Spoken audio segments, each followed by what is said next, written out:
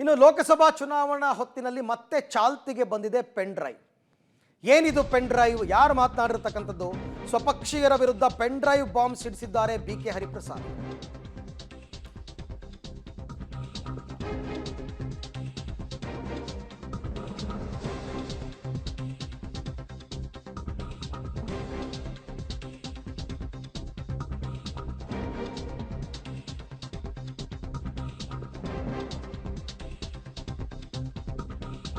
ಭಿನ್ನಾಭಿಪ್ರಾಯ ಇದ್ರೂ ಪೆನ್ ಡ್ರೈವ್ನಲ್ಲಿ ಇಟ್ಟು ಆಮೇಲೆ ಹೇಳ್ತೀನಿ, ಚುನಾವಣೆ ಮುಗಿಯೋ ತನಕ ಭಿನ್ನಾಭಿಪ್ರಾಯವನ್ನು ಪೆನ್ ಡ್ರೈವ್ನಲ್ಲಿ ಇಡ್ತೀನಿ. ನಾನು ಬೆಳೆಸಿದವರು ಬರೀ ಸಚಿವರಲ್ಲ, ಇನ್ನೂ ಏನೇನೋ ಆಗಿದ್ದಾರೆ, ಎಲ್ಲವನ್ನ ಪೆನ್ ಡ್ರೈವಲ್ಲಿ ಇಟ್ಟಿದ್ದೀನಿ, ಎಲೆಕ್ಷನ್ ಮುಗಿದ ಮೇಲೆ ಪೆನ್ ಡ್ರೈವ್ ಬಿಡ್ತೀನಿ ಅಂತ ಬೆಳಗಾವಿನಲ್ಲಿ ಕಾಂಗ್ರೆಸ್ MLC ಹರಿಪ್ರಸಾದ್ ಹೇಳಿದ್ದಾರೆ.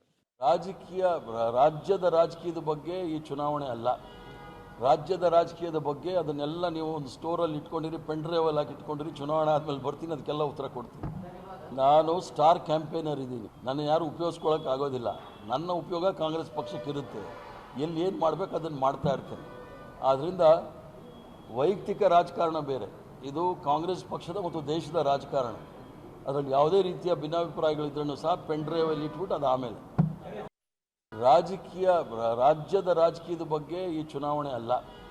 ರಾಜ್ಯದ ರಾಜಕೀಯದ ಬಗ್ಗೆ ಅದನ್ನೆಲ್ಲ ನೀವು ಒಂದು ಸ್ಟೋರಲ್ಲಿ ಇಟ್ಕೊಂಡಿರಿ, ಪೆನ್ ಡ್ರೈವಲ್ಲಿ ಹಾಕಿ ಇಟ್ಕೊಂಡಿರಿ, ಚುನಾವಣೆ ಆದಮೇಲೆ ಬರ್ತೀನಿ, ಅದಕ್ಕೆಲ್ಲ ಉತ್ತರ ಕೊಡ್ತೀನಿ.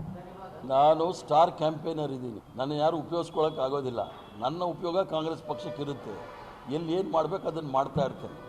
ಆದ್ದರಿಂದ ವೈಯಕ್ತಿಕ ರಾಜಕಾರಣ ಬೇರೆ, ಇದು ಕಾಂಗ್ರೆಸ್ ಪಕ್ಷದ ಮತ್ತು ದೇಶದ ರಾಜಕಾರಣ. ಅದರಲ್ಲಿ ಯಾವುದೇ ರೀತಿಯ ಭಿನ್ನಾಭಿಪ್ರಾಯಗಳಿದ್ರೂ